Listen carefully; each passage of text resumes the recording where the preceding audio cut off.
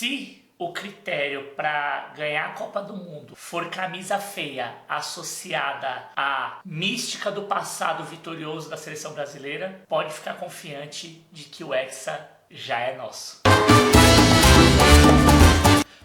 Piacere, meu nome é Glauco Diógenes, mais conhecido como Mago, e esse aqui é o É Quarta-feira. Aqui eu falo sobre design e esporte de um jeito que ninguém soube contar pra você até hoje, e vamos analisar em todos os seus detalhes a coleção lançada pela Nike para representar a seleção brasileira de futebol na Copa do Mundo de Qatar de 2022. Coleção essa que, apesar do estrondoso sucesso de vendas, do ponto de vista estético, pelo menos dentro da minha visão, deixou muito a desejar. E vamos analisar agora em todos os seus detalhes o porquê disso. Antes de tudo, a gente precisa separar uma coisa que é a campanha e as imagens de campanha e toda a parte de distribuição do ponto de vista de promoção do produto em si. Analisando a campanha, mais uma vez, a Nike dá show, é uma das referências mundiais do ponto de vista de marketing, haja vista que foi referência até para titio Steve Jobs quando este voltou para a Apple. Mas isso é assunto para um outro vídeo. Obviamente que as campanhas da Nike são campanhas que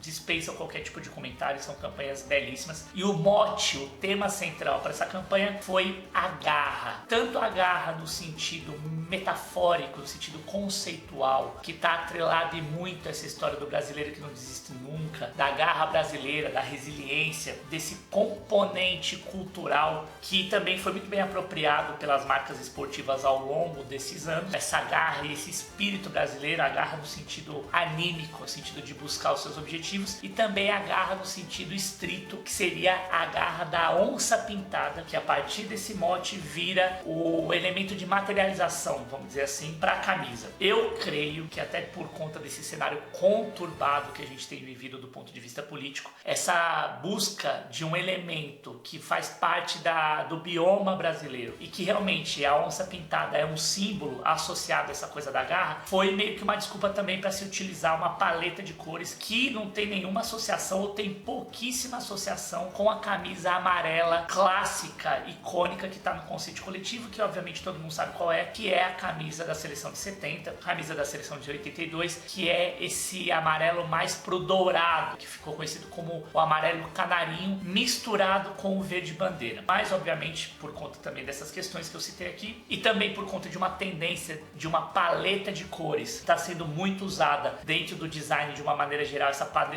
mais fluorescente, mais ultra digital, pós-digital até, ultra moderna, serviu de base também para se trabalhar como tendência de moda e tendência de estilo na criação e na concepção desse produto. Então, analisando especificamente a camisa 1, do ponto de vista de design estrutural, ou seja, a modelagem da camisa, o design que dá forma ao tipo de camisa que está sendo usada. É um modelo ultra tradicional que a Nike já tem usado há muitos e muitos anos, com um ou outro ajuste aqui no que diz respeito à tecnologia. Mais uma vez, a questão da sustentabilidade está sendo um mote muito explorado pela companhia, numa tentativa sempre frequente de explorar essa condição de benfeitora do meio ambiente. E o que chama muito a atenção na estrutura de modelagem é que ela é praticamente imutável, se você parar para perceber bem, é a mesma camisa que foi utilizada, por exemplo, pelo PSG no último final de semana, essa camisa cinza. E o detalhe que também chama bastante atenção, que tem um vídeo meu que vai sair aqui também, da camisa da Argentina, é o detalhe da manga raglan, que é esse tipo de manga que é separada o tronco da estrutura da camisa, embora você tenha um acabamento de costura aqui nas mangas, mas do ponto de vista de separação da modelagem, você tem o tronco separado do tronco e da gola. Gola, aliás, que tem sido realmente um diferencial nos modelos da Nike em relação à concorrência. Aqui você tem um blend do que seria a estrutura de uma gola careca com a terminação em V e a base reta, mas aqui dentro você também tem o que seria o colar da camisa de uma gola mandarim. Gola mandarim que a seleção usou até em 2006. Aquela gola que era bem elegante e faz alusão direta a esse flerte que as marcas, de uma maneira geral,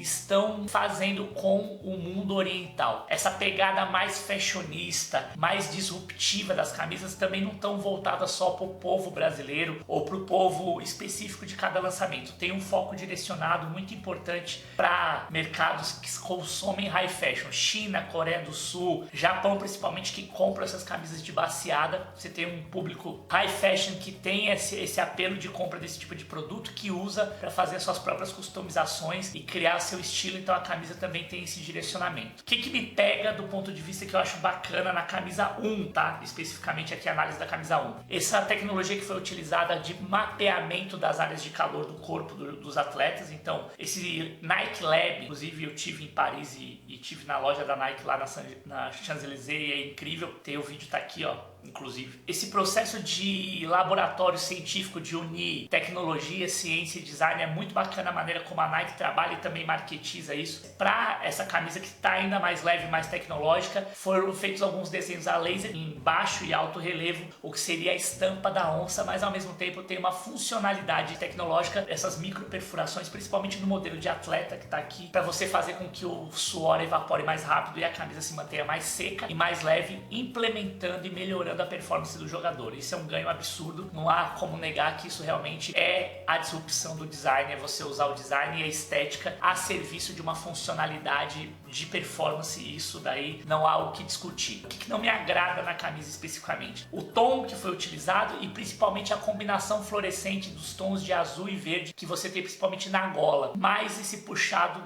dessa cor mais flor e amarelo. Então você fica mais ou menos como se fosse um gradiente ultra tecnológico e que de uma certa forma busca essa estética que os NFTs, que essa estética meio digital 3D com 2D tá rolando ao redor. Você já deve ter sido impactado com esse tipo de imagem. Do ponto de vista aqui ainda da gola, do colar da gola, no botão, o abotoamento, o botão em azul, acho que ficou too much, mas quando você abre você tem um acabamento na parte interna que remete à bandeira do Brasil e alguns easter eggs internos que a camisa tem com relação à alusão conceitual. Isso é uma coisa que também já está muito perto e muito presente dentro do que é a proposta da Nike de fazer esse mashup, e aí a gente volta para a campanha, que é você fazer uma integração cada vez mais umbilical do futebol como uma forma de expressão artística também, um elemento da cultura, e ele entra também como esporte. É muito louco a maneira como a construção da imagem se estabelece. Como é que isso fica evidenciado? Na maneira como é feita a fusão dos outros personagens e das outras pessoas que são patrocinadas pela Nike e que estão presentes na campanha. Então você tem desde rappers como o Djonga, o Hariel, que é um MC, passando pela Fadinha, que é do skate, e você tem personalidades também do mundo do esporte. O Ronaldo, que é um grande embaixador da Nike, com o seu contrato vitalício, um dos grandes nomes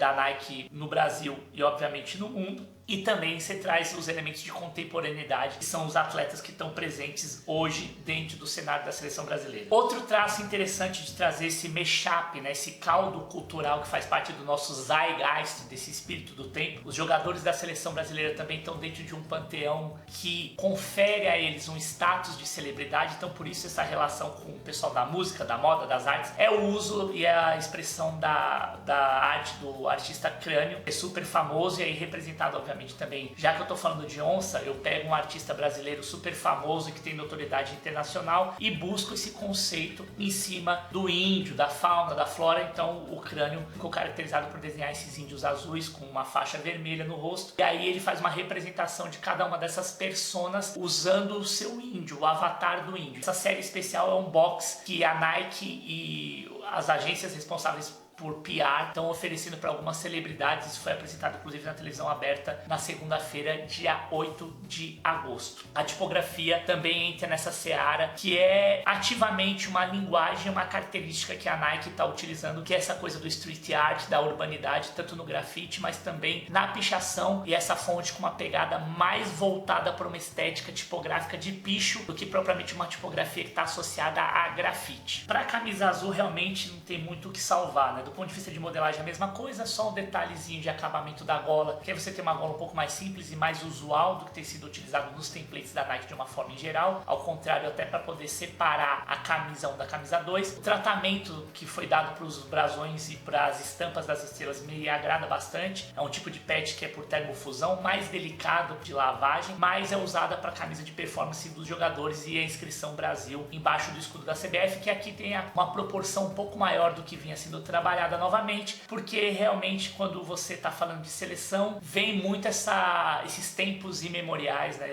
A ancestralidade, o heritage da seleção, que é esse brasão um pouco mais destacado, né? Mas cara, a camisa azul ficou tenebrosa, tanto no que diz respeito à tonalidade, eu achei a tonalidade infeliz, não tem nenhuma ancestralidade no que diz respeito à camisa azul da seleção, que realmente é uma camisa muito icônica, a camisa do primeiro título, tem toda aquela questão envolvendo sincretismo e que eu não vou entrar no mérito, já falei sobre isso aqui em outros vídeos que eu falei da seleção. Mas um detalhe que me chama muito a atenção, que eu acho que é muito bizarro, foi a forçação de barra na hora de destacar a estampa. Tá muito mais ligado e associado a essa coisa de uma camisa eventual de uma seleção africana. Se você tirar o escudo ali da CBF e colocar um escudo, sei lá, da Nigéria, vai ficar muito mais associado a uma seleção africana do que propriamente a brasileira. E eu acho meio perigoso você trazer traço quase que folclórico e que também faz parte da brasilidade, mas não só isso, principalmente para o Brasil cosmopolita e para uma projeção de imagem cosmopolita brasileira, ainda mais no Catar, um país super tecnológico, você trazer tanto essa questão da fauna e tal. Enfim, tem um viés, mas ao mesmo tempo é perigoso você ficar focado só nisso, porque acaba que fica uma coisa muito folclórica e pueril e não corresponde essencialmente ao que seria a representatividade de todo o povo brasileiro, né? Então, assim, a camisa número 2 é tenebrosa de Marredeci, horrenda, não casou bacana, por mais que você tenha toda uma campanha super bem construída, como eu falei, mas não dá, os caras forçaram a barra aqui e a camisa é horrível, nota 5. Tem, de novo, o viés fashionista e vai agradar